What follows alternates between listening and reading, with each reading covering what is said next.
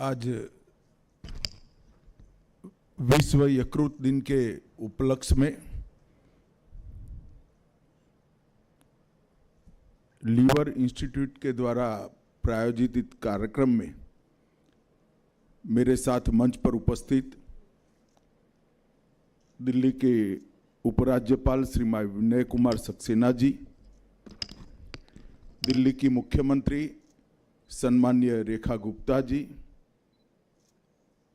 दिल्ली के स्वास्थ्य मंत्री श्री पंकज कुमार सिंह जी, मुख्य सचिव दिल्ली श्री धर्मेंद्र जी, निर्देशक ILBS श्री शिव शरीन जी, डॉक्टर रेड्रिको जी और आज के कार्यक्रम में आए हुए सभी गणमान्य अतिथिगण, इंस्टीट्यूट से जुड़े हुए फैकल्टीज और विद्यार्थी, सभी को मैं इस कार्यक्रम के माध्यम से विश्व यकृत दिन की बहुत बहुत शुभकामनाएं देना चाहता हूं।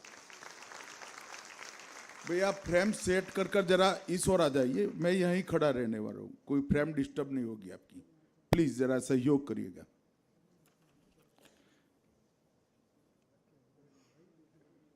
मुझे मालूम नहीं डॉक्टर शिव शरीन ने मुझे यहां क्यों बुलाया है,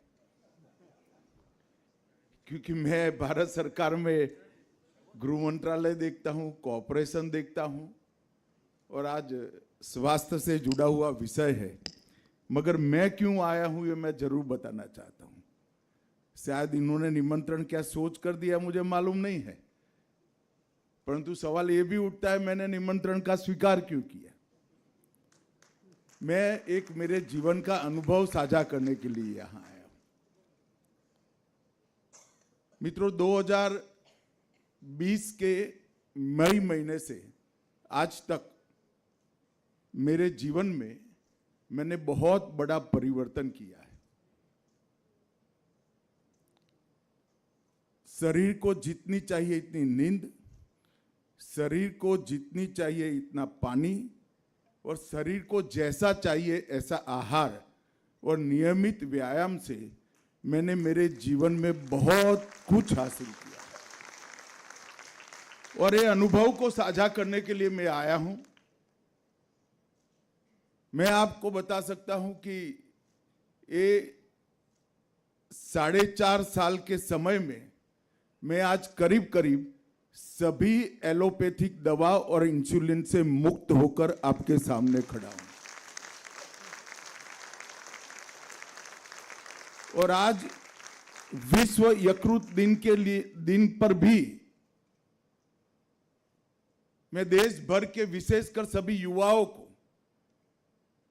जिनको अभी 40-50 साल तक अपना जीवन व्यतीत करना है, इस देश के विकास में योगदान देना है और देश के विकास के माध्यम से एक हम सब इच्छा करते हैं ऐसे विश्व का निर्माण करना है, वो युवाओं को मैं जरूर कहना चाहूँगा कि अपने शरीर के लिए 2 घंटा और दिमाग के लिए कम से कम 6 घंटे की नींद एक बार रिजर्व कर लीजिए, अनेक गुना उपयोगिता इसकी बढ़ जाएगी। और ये मेरा अनुभव है। अगर 4 साल पहले डॉक्टर शिव शरीन मुझे यहाँ बुलाते तो मैं नहीं आता, क्योंकि मैं यहाँ बात करने लायक ही नहीं होता। महात्मा बुद्ध के जीवन का एक प्रसंग है। एक माँ एक बच्चे को लेकर महात्मा बुद्ध के सामने उपस्थित हुई।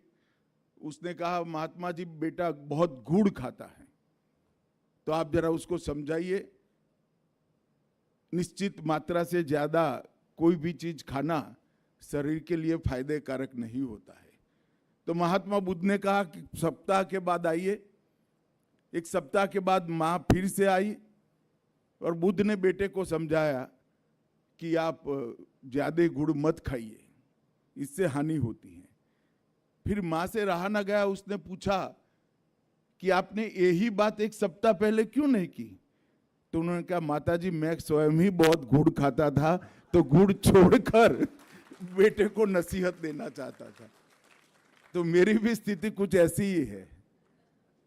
मेरे जीवन में डिसिप्लिन लाने का किसी एक महात्मा के आग्रह के कारण मैंने निर्णय किया और इन निर्णय का मुझे बहुत फायदा हुआ है। ये शेयर करने के लिए मैं आज यहाँ आया हूँ। मित्रों, आज विश्व यकृत दिन है। डॉक्टर सरीन ने एक बहुत संक्षिप्त प्रेजेंटेशन के माध्यम से, प्रस्तुतिकरण के माध्यम से हमें समझाया कि यकृत हमारे शरीर की रचना में और शरीर को स्वस्थ रखने में कितनी महत्वपूर्ण भूमिका निभाता है। वो तो डॉक्टर है, उन्होंने मेडिकल साइंस की दृष्टि से सारी चीजें समझाई, मगर मैं सामान्य लोगों की दृष्टि से ये चीज को समझाना चाहता हूं। ईश्वर जीवंतता उसी चीज में सबसे ज्यादा भरता है जिसकी सबसे ज्यादा जरूरत है, और हमारे शरीर के सभी अंगों में सबसे ज्यादा पुनर्जीवित होने की क्षमता ईश्वर ने रखी है, तो हमारे यकृत में रखी है, लीवर में रखी। आपकी आंख बिगड़ जाए कोई इलाज नहीं है, कान बिगड़ जाए कोई इलाज नहीं है, एक बार दिल का दौरा पड़ जाए, बिगड़े हुए हृदय के मसल्स आगे बिगड़ते हुए आप रोक सकते हो, इसको पुनर्जीवित नहीं कर सकते हो। मगर यकृत एक ऐसा अंग है हमारा जो किसी भी स्टेज से वापस भी आ सकता है, पुनर्जीवन भी हो सकता है, और किसी को आधा दान करने के बाद आप पूरा यकृत भी प्राप्त कर लेते हो। और हमें यह सोचना चाहिए कि ईश्वर ने जब हमारा शरीर बनाया, बनते बनते बनते करोड़ों साल में बना, तो यकृत के अंदर इतनी जीवंतता रखने का कारण क्या? इसका एकमात्र कारण है कि यकृत ही पूरे शरीर को स्वस्थ रखने का राजमार्ग है, गेट है, एंट्री पास है। और इसीलिए आज विश्व यकृत दिन पर भारत भर की जनता को अपने यकृत के प्रति सजग होना, प्रयत्नशील होना और पूरी जानकारी के साथ छोटी छोटी चिंताएं कर कर यकृत को स्वस्थ रखने का संकल्प करना है। मोदी जी ने देश के सामने लक्ष्य रखा है 2047 में विकसित भारत की रचना करना, जो हर क्षेत्र में आत्मनिर्भर हो और हर क्षेत्र में विश्व का नेतृत्व करता हो। मगर विकसित भारत की संकल्पना बीमारों की फौज के साथ नहीं हो सकती। इसके लिए बहुत जरूरी है कि हर नागरिक को स्वस्थ रहना चाहिए। सरकार ने होलिस्टिक व्यू के साथ इस पर बहुत काम किया है, मैं बाद में इसको बताता हूं। परंतु आज लीवर इंस्टीट्यूट द्वारा, ILBS द्वारा हील्ड परियोजना का शुभारंभ हुआ है, और मुझे विश्वास है कि ये अभिनव पहल यकृत की स्वास्थ्य के प्रति देश भर में जागरूकता फैलाने में बहुत सफल हो। मैंने जैसे कहा, यकृत बिगड़ता है तो रिपेयर तो हो ही सकता है, इससे चिंता करने की जरूरत है ऐसा भाव मत पाल लीजिएगा।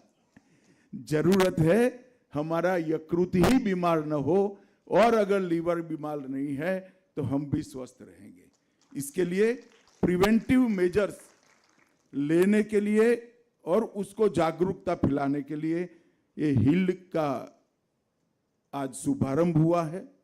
एक लीवर कार्टून गैलरी भी मैंने देखा। मैंने अब तक ढेर सारे कार्टून गैलरी को देखा है, क्योंकि मैं उसको बहुत एंजॉय करता हूँ। मेरे पर लिखे गए, बनाए गए कार्टूनों को भी देखकर आनंद लेता हूँ।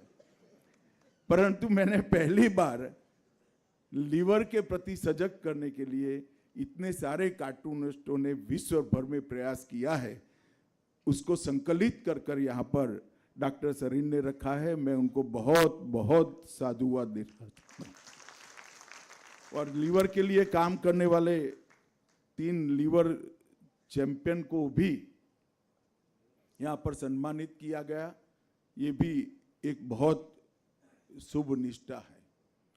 मैं ILBS लीवर इंस्टीट्यूट ने 2009 से अब तक की यात्रा में देश में स्वस्थ यकृत, स्वस्थ लीवर की प्रति जागरूकता फैलाने में, और लीवर बिगड़ ही जाता है तो इसके इलाज के लिए ढेर सारी व्यवस्था एक छत के नीचे लाने में सफलता प्राप्त की है। और इतने कम समय में किसी एक रोग पर बने इंस्टीट्यूशन ने देश भर में, विश्व भर में स्वीकृति प्राप्त की हो, ऐसा शायद ये एकमात्र इंस्टीट्यूट है।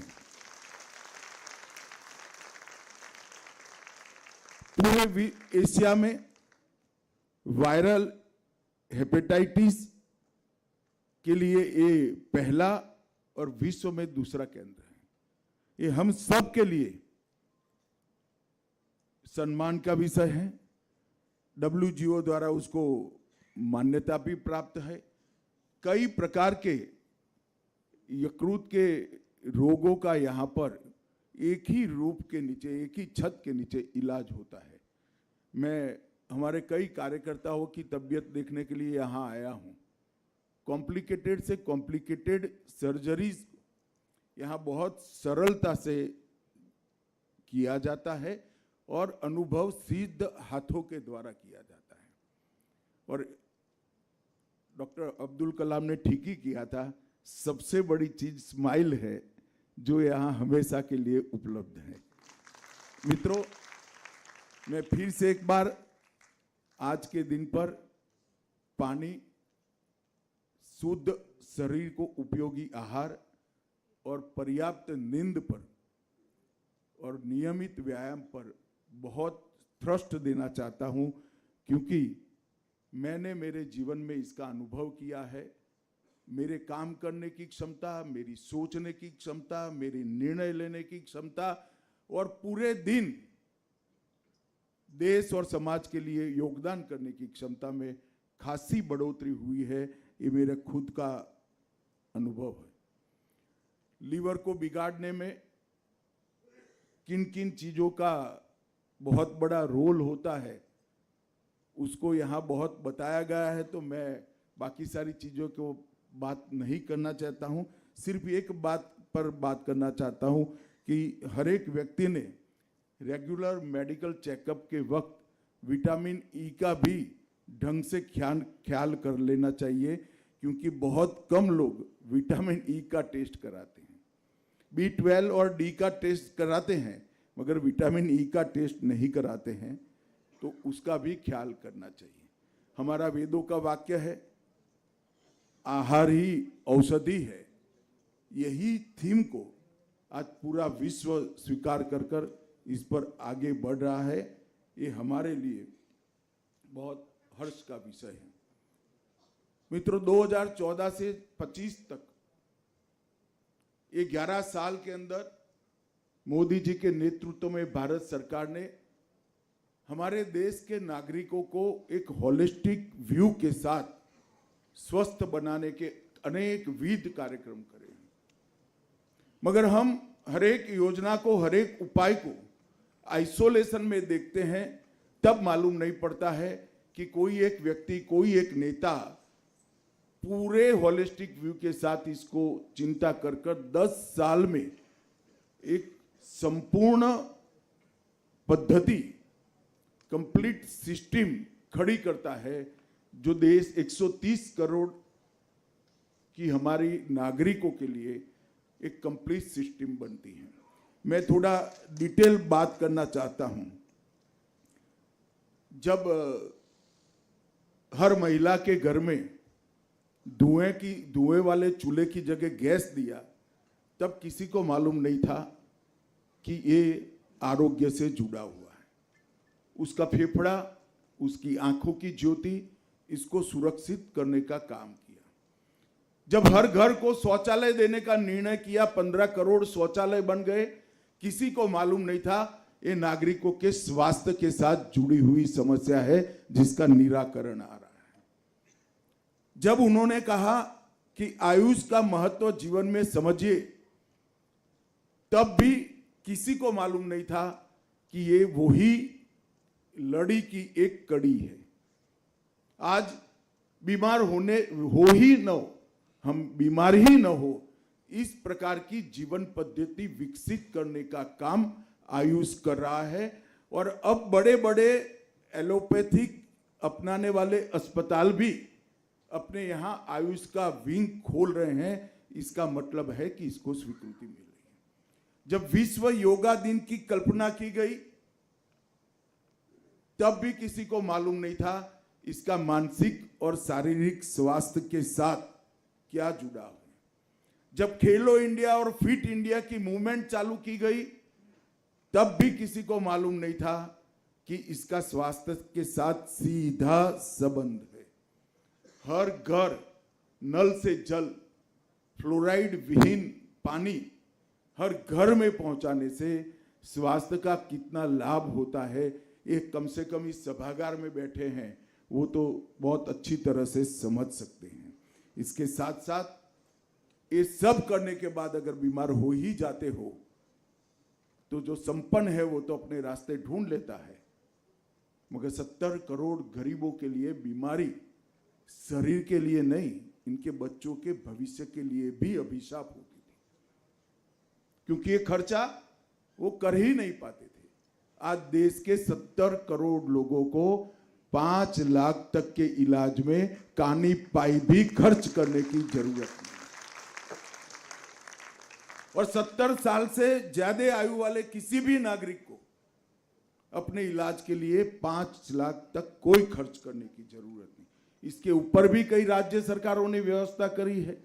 मुख्यमंत्री के राहत कोष होते हैं, प्रधानमंत्री के राहत कोष होते हैं, परंतु एक बेसिक रिक्वायरमेंट अपने स्वास्थ्य को ठीक करने की भारत सरकार ने बना दी। ये सब करने के बाद भी अगर स्वास्थ्य का इंफ्रास्ट्रक्चर ही न हो तो क्या हो।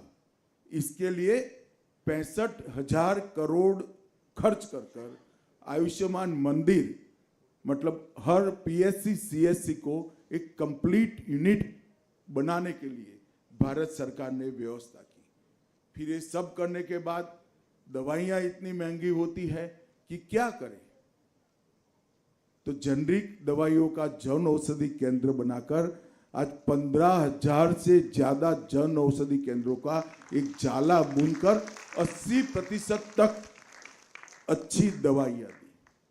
बच्चा जब पैदा होता है तब से 13 साल तक मिशन इंद्रधनुष के तहत रोडपति से लेकर करोड़पति तक सभी बच्चों के लिए कंप्लीट टीकाकरण की व्यवस्था करी और 1,32,00,000 माताओं को भी टीका देने का काम करा। ई संजीवनी ऐप के तहत मैं आज सुबह ही आंकड़ा लेकर आया हूं, 30,90,00,000 से अधिक डिजिटल डॉक्टरी परामर्श देश भर के ग्रामीण क्षेत्र में बड़े बड़े हेल्थ के इंस्टीट्यूशन से देने का काम समाप्त हो चुका है। और ये सब हो जाए और डॉक्टरों की संख्या ना हो तो क्या हो। 2014 में देश में 7 एम्स थे, आज 23 है। मेडिकल कॉलेज 387 थे, आज 780 है। एमबीबीएस की सीटें 2014 में 51,000 थी, आज 1,18,000 है और 75,000 और बढ़ने जा रही है। पीजी की सीट्स 31,000 थी, अब 74,000। और ये सब धन के बगैर नहीं होता है। 2014 में हमारा स्वास्थ्य का बजट 37,000 करोड़ था, आज 1,27,000 करोड़ रुपया। मैं इसलिए बताता हूं, मैं सार्वजनिक जीवन में काम करता हूं, जहां पर भी जाते हैं जिसको जो योजना अच्छी लगती है इसके वखान करता है, परंतु एक समग्रता की दृष्टि के साथ 10 साल के अंदर देश के 130 करोड़ नागरिकों के स्वास्थ्य के लिए हमारे प्रधानमंत्री नरेंद्र मोदी जी ने एक इस प्रकार के आवरण की रचना की है कि बस हम अच्छा आहार, पर्याप्त पानी, पर्याप्त नींद और व्यायाम कर ले, बाकी सारा सरकार पर छोड़ दे, सब अच्छा हो जाएगा। और मित्रों, आज विश्व यकृत दिन है। मैं यकृत के महत्व को समझाने इसलिए नहीं आया हूं कि यहां बैठे हुए लोग तो कम से कम समझते हैं, परंतु मेरा डॉक्टर शिव सरीन से आग्रह है कि देश भर में जितने डायबिटीज, बीपी और खून की चर्बियों के डॉक्टर हैं, विशेषज्ञों से लेकर सब प्रकार के, वो सबको एक छोटी सी पुस्तिका स्वस्थ लीवर के लिए, छोटी सी पुस्तिका प्राइमरी इंफॉर्मेशन हर दर्दी को देने के लिए हमने आग्रह करना चाहिए, एक पद्धति भी विकसित करनी चाहिए, क्योंकि ये सारे रोगों का उपाय दवाइयों से ज्यादा लीवर को स्वस्थ करने में है। मैं आज यहां से विश्व यकृत दिन पर देश के कॉरपोरेट क्षेत्र को भी अपील करना चाहता हूं कि आपकी CSR की पहलों में स्वस्थ लीवर के प्रचार को महत्व दीजिए। स्वस्थ लीवर के काम करने वाले सभी इंस्टीट्यूशन को आप सपोर्ट करिए। और मैं मीडिया के साथियों को भी कहना चाहता हूं कि ढेर सारी सीरियल्स बनती है, ढेर सारी चीज़ें बनती हैं जो लोगों के मनोरंजन के लिए है। मनोरंजन की साथ साथ स्वास्थ्य के प्रति जागरूकता का भी एक हिस्सा बना लीजिए, तो अपने आप कड़वी दवाई बहुत अच्छे तरीके से हम हर घर में पहुंचा पाएंगे, इसका मुझे लगता है। और आहार ही औषध है, ये कंसेप्ट को हमने पूरे विश्व के अंदर प्रसिद्ध करना चाहिए। कम से कम भारत के 130 करोड़ नागरिकों के लिए तो देना ही देना चाहिए। और मैं फिर से एक बार हिल की पहल को बहुत बहुत शुभकामनाएं देना चाहता हूं।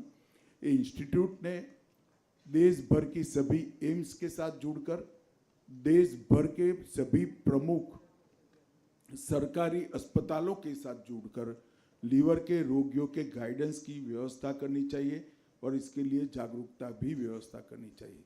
जो बच्चे यहाँ आए हैं, जो विद्यार्थी यहाँ आए हैं, इनको मैं भी जरूर कहना चाहता हूँ कि आपने इसके प्रचार के लिए अपने जीवन में एक निश्चित जगह बनानी चाहिए। कोई एक व्यक्ति एक मिशन लेकर जब निकलता है तो वो समस्या को समाप्त करने के लिए वो बहुत बड़ा योगदान देने वाला व्यक्ति 25-30 साल के बाद बनता है, मगर कभी इसकी शुरुआत करनी पड़ती है और बाद में वो समस्या के निराकरण के साथ पूरा विश्व वो व्यक्ति को जोड़ कर देखता है। ऐसे ढेर सारे उदाहरण हैं। जो युवा यहाँ आए हैं, मैं इनको जरूर कहना चाहूँगा, कम से कम आप में से कुछ लोग अपने जीवन में स्वस्थ लीवर के लिए, स्वस्थ यकृत के लिए जागरूकता फैलाने का एक मिशन पकड़िए और इसको आगे बढ़ाइए। फिर से एक बार शिव सरीन को सभी प्रयासों को मैं अनुमोदन भी करता हूं, उसकी सराहना भी करता हूं और विश्व यकृत दिन पर यकृत के माध्यम से पूरा विश्व स्वस्थ हो, ये शुभकामनाएं देकर मेरी वाणी को विराम देता हूं। वंदे मातरम।